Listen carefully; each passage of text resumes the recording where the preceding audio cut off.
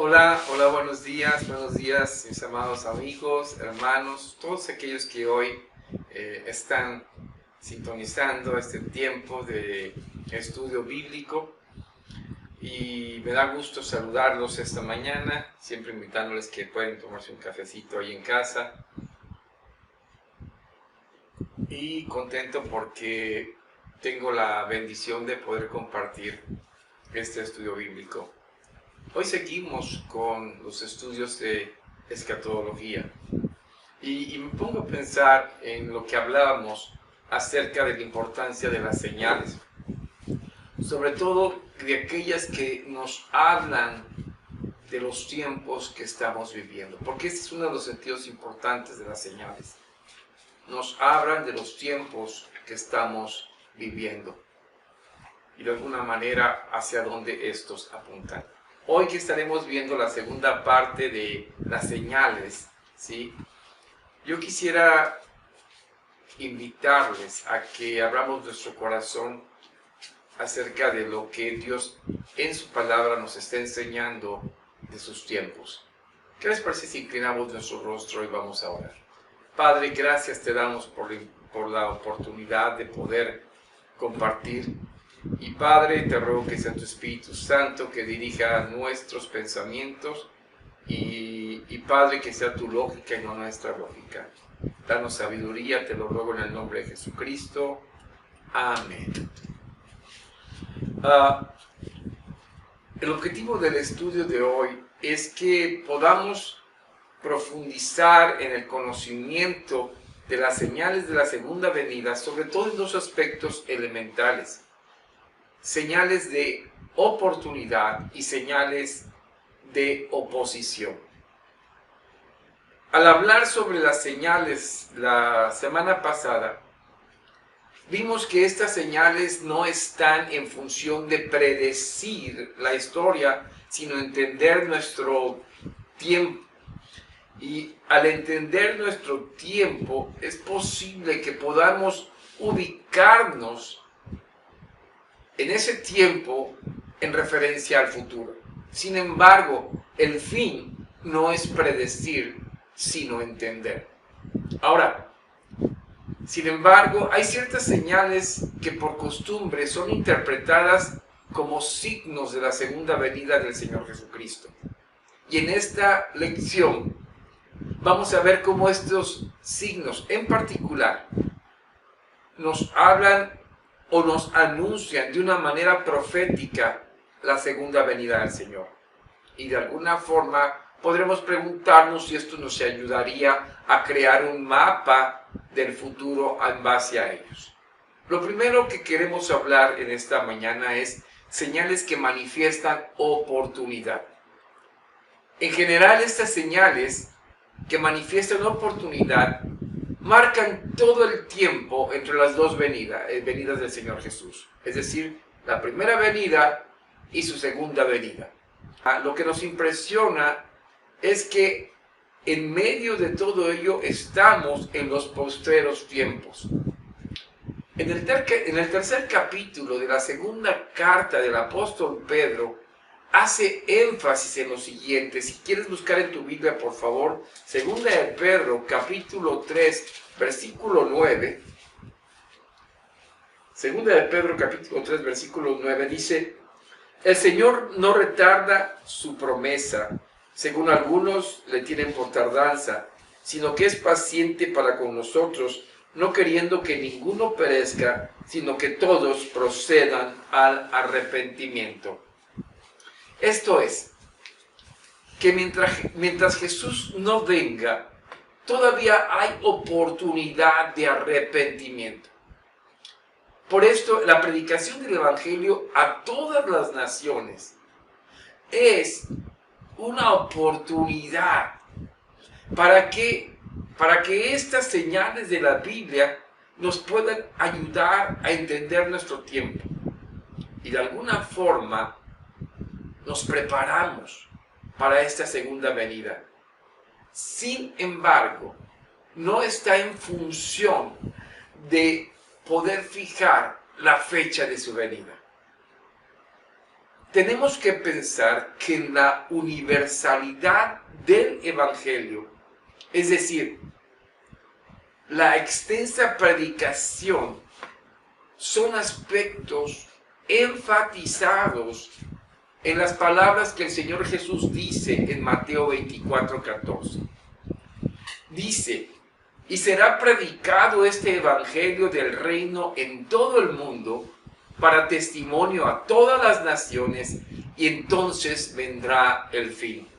Marcos escribe en cierta manera el texto de la siguiente forma: y es necesario que el evangelio sea predicado antes a todas las naciones. En Marcos 13:10. El hecho de que el evangelio es para todas las naciones y no solamente para una nación es un importante valor de esta señal. Es decir, mis amados, que ha de convertirse aún en una fuerza que debe ser tomada en cuenta para todas las naciones. La predicación del evangelio. Sí, el evangelio tiene que llevarse a cada rincón, a cada lugar donde debe ser conocida la palabra de Dios. Y dice la Escritura que entonces vendrá el fin.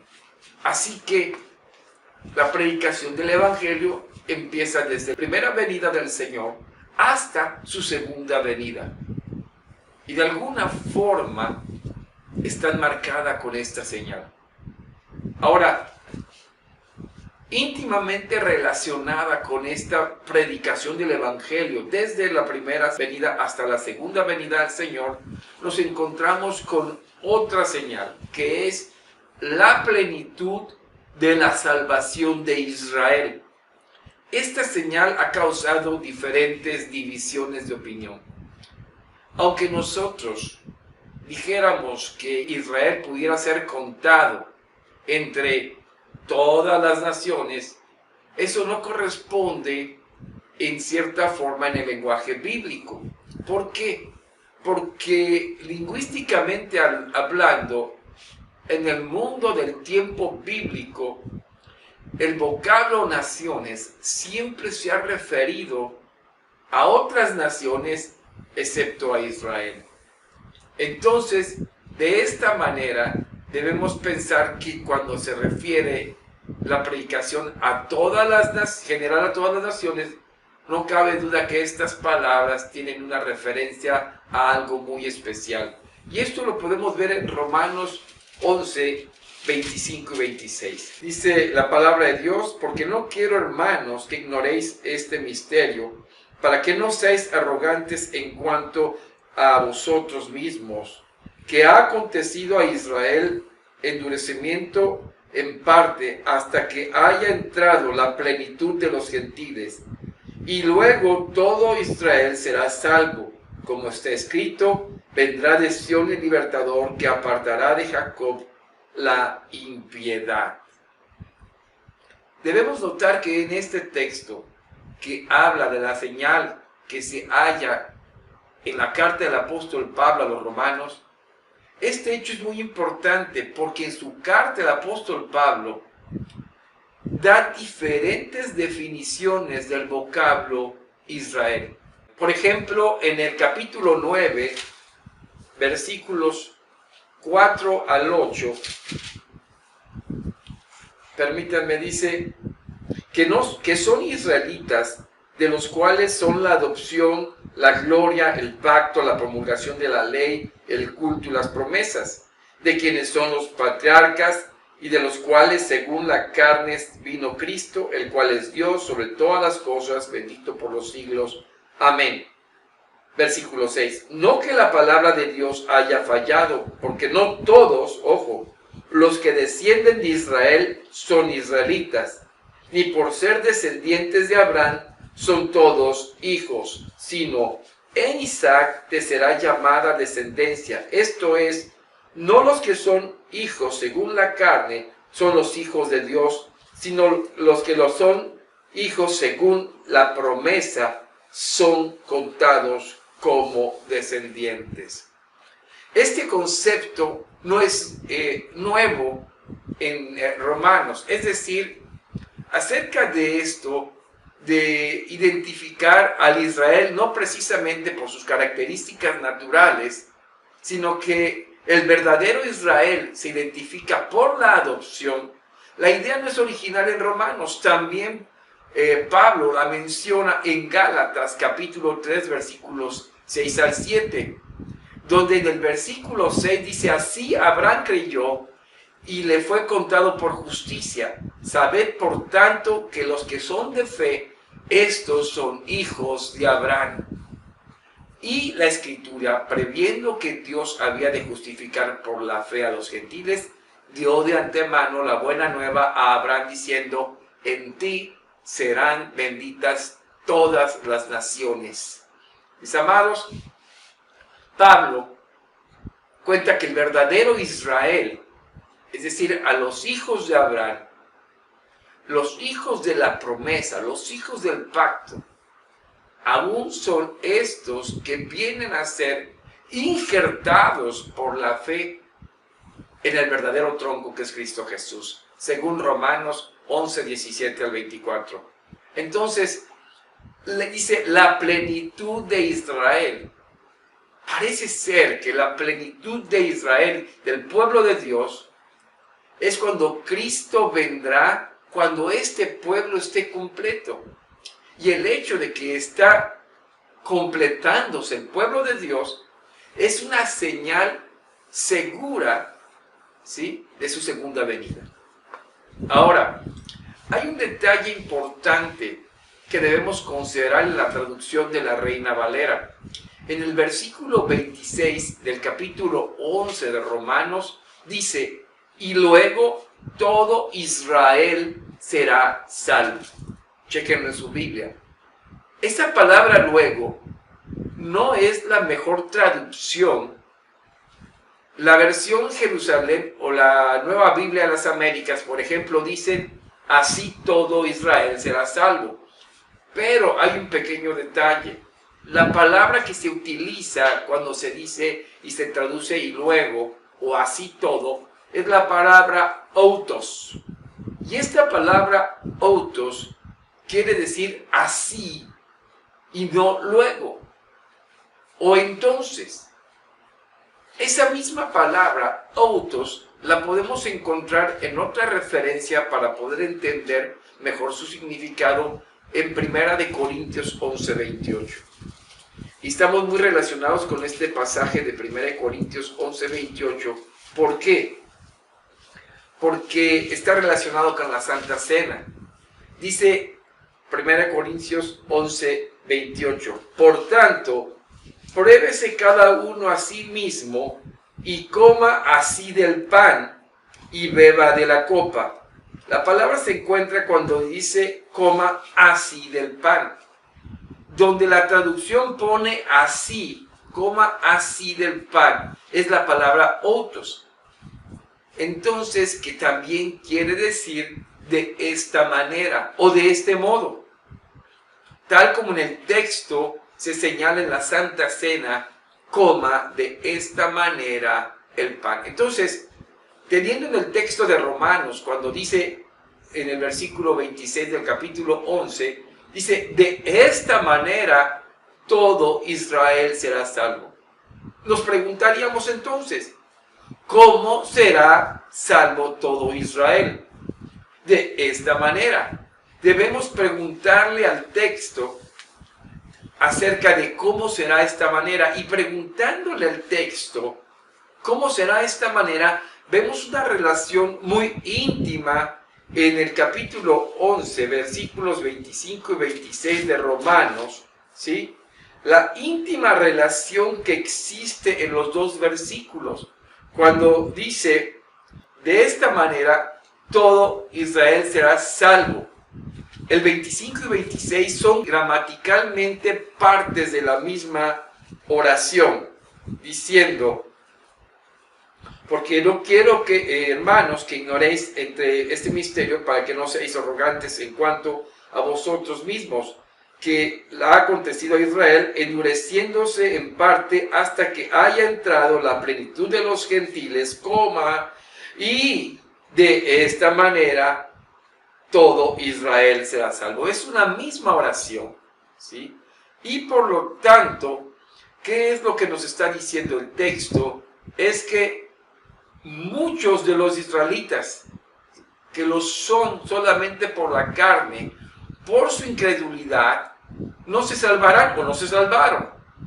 Pero, ¿de qué manera Dios viene llenando estos espacios o huecos en el pueblo de Dios?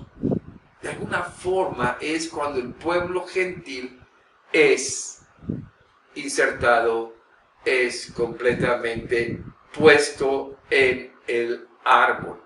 Ahora, otro detalle importante en este texto es plenitud. La palabra plenitud, que en el griego es speroma, quiere decir que llena hasta completar un número. Ese es el sentido de la palabra plenitud.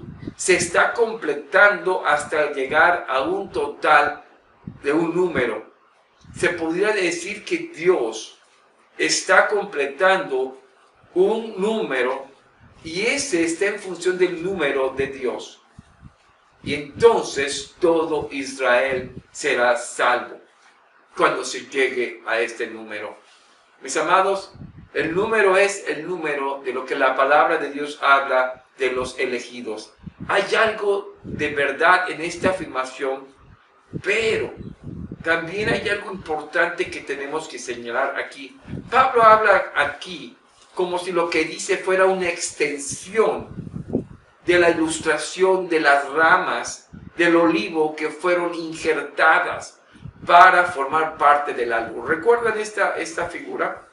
Dice que en el versículo 17 del capítulo 11, dice la palabra de Dios: pues si algunas de las ramas fueron desgajadas, y tú, siendo olivo silvestre, has sido injertado en lugar de ellas, y has sido hecho participante de la raíz y de la rica savia del olivo. Se está refiriendo como el pueblo gentil es injertado. ¿Por qué? Porque el pueblo de Israel había sido desgarrado, ¿sí? Y entonces, en ese proceso, mis amados, por medio de injertos, ¿a quién? Al tronco, que es Cristo Jesús, el pueblo de Dios, la familia de Dios. Como hablábamos, esa familia y pueblo de Dios que pertenece desde el Antiguo hasta el Nuevo Testamento, así es completada. Y así será todo salvo el pueblo de Dios. Y así todo Israel será salvo. Escuchen la versión de la Nueva Versión Internacional, que de alguna manera en el versículo 22 del capítulo 11 de Romanos nos da la correcta aplicación de la palabra autos. Por tanto, considera la bondad y la severidad de Dios. Severidad hacia los que cayeron y bondad hacia ti. Se refiere a Israel, es decir, a los judíos que cayeron y gentiles que recibieron la bondad de Dios a la fe. Y luego dice: pero si no mantienes en su bondad, tú también serás desgajado. No pensemos que los gentiles no podrían ser desgajados, como lo fue Israel al ser desobediente. Y sigue diciendo Pablo en el versículo 23, y si ellos dejan de ser incrédulos, serán injertados, porque Dios tiene poder para injertarlos de nuevo. Si los judíos israelitas creen, pueden ser injertados de nuevo. Pues de todo, si tú fuiste cortado de un olivo silvestre, al que por naturaleza pertenecías, y contra tu condición natural fuiste injertado en un olivo cultivado, cuánto mayor facilidad las ramas naturales de ese olivo serán injertadas. Sí, mis amados, Pablo está diciendo que de alguna forma el creyente que viene del pueblo gentil debe entender que en su fidelidad permanece, pero que también el pueblo de Israel de la misma manera puede ser injertado. ¿Cómo? En el conocimiento de la salvación a través de la persona de Jesucristo. Y añade Pablo en el versículo 25 y hace énfasis: hermanos, quiero que entiendan este misterio, para que no se vuelvan presuntuosos, le está diciendo a los gentiles. Parte de Israel se ha endurecido, y así permanecerá hasta que haya entrado la totalidad de los gentiles. Y verso 26, de esta manera todo Israel será salvo. Como está escrito, vendrá de Sión el libertador que apartará de Jacob a la impiedad. ¿Cómo? Siendo injertados mediante la fe en Jesucristo al paralelo de todos los gentiles que son llamados y han entrado. ¿Por qué? Porque Pablo dice, de esta manera todos Israel será salvo. Y no se está refiriendo al Israel histórico, se está refiriendo al pueblo que fue hecho uno, según leímos en Efesios capítulo 3, cuando dice que de los dos pueblos nos hizo uno solo. Versículo 27, y este será mi pacto con ellos cuando perdone sus pecados. Mis amados, en los últimos tiempos, miles descendientes del pueblo de Israel han venido al Evangelio. Miles, y yo puedo casi asegurar que cientos de miles. Y esto ha ocurrido a través de los siglos, desde la primera venida del Señor. Podemos recordar los miles que fueron convertidos a Cristo en las primeras predicaciones de los apóstoles. Pero así, a través de la evangelización del apóstol Pablo, muchos han venido a la palabra de Dios. Por ahí pongo dos esquemas que mencionan cómo no será, separando la conversión de los gentiles y luego la conversión de Israel después de la segunda venida del Señor. Esto no es así, sino que entre la primera venida del Señor y su segunda venida, el total de los gentiles, así como todo el Israel, un solo pueblo, descendientes y no descendientes de Abraham según la carne, será salvo. Ahora, vamos a ver la segunda parte, que son los signos de oposición. Los signos de oposición están más enfocados a la persecución y a la apostasía. Y de estos, de alguna manera, su autor material, se podría decir, es obra del opositor Satanás, el adversario. Es la perspectiva que podemos ver en el capítulo 12 de Apocalipsis, porque es donde se habla de alguna manera cómo Satanás se va sobre la iglesia para perseguirla. Por eso es que nosotros tenemos que recordar que dentro de la escatología bíblica, entre el tiempo de las dos venidas, primera y segunda venida, nos habla de esta época. La época en cuando existe la oposición. ¿La oposición a quién? Al pueblo de Dios. Y la primera oposición que podemos ver es la apostasía. La apostasía como un fenómeno que tiene que ver con el abandono y oposición a la misma fe. Personas que fueron y formaron parte del pueblo, de alguna forma que parecían pertenecer, pero salen de él, aunque profesaban ser creyentes. Dice el apóstol Juan en 1 Juan 2:19, salieron de nosotros, pero no eran de nosotros. Así que ellos tienen el espíritu del anticristo. Así que, de alguna manera, la iglesia misma se encuentra siendo objeto del ataque de Satanás, aún desde su formación. ¿Por qué? Una forma, desde aquel entonces, la filtración y el movimiento del anticristo era real. Una oposición fuerte y sutil.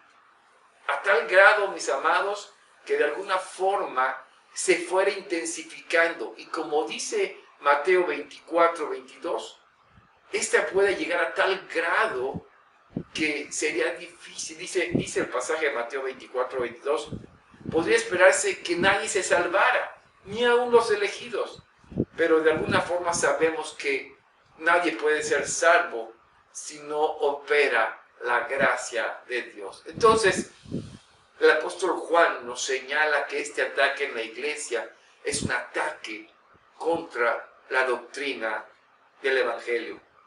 Sí, el ataque contra la enseñanza bíblica de Jesucristo, en la cristología. Juan dice, todo espíritu que confiesa que Jesús ha venido en carne es de Dios. Y todo espíritu que no lo confiesa no es de Dios. Juan no se está solamente refiriendo al hecho de reconocer la encarnación de Cristo Jesús, sino a todo lo que implica Cristo mismo, Hijo de Dios, resucitado, Salvador, todos los oficios que Cristo ejecutó por su pueblo. Entonces, vemos que la apostasía se puede dar en el sentido mismo de la negación de la doctrina de Cristo. Y, de alguna forma, esta apostasía es un tropiezo también en la iglesia. Ahora, podríamos pensar finalmente que solamente esta oposición activa y abierta es la única apostasía. Pero no es así, mis amados. También es desconocer la doctrina. Porque desconocer, ser ignorantes de la doctrina de la palabra de Dios, ¿sí?, tiene el mismo efecto. Dice por ahí que la ignorancia no solamente gana en el maratón, en el juego del maratón, sino también en la iglesia. La apostasía es más eficaz en este sentido porque sirve a Satanás. Hay gente que en el desconocimiento de la correcta doctrina creen que están sirviendo al Señor, pero realmente están sirviendo al diablo.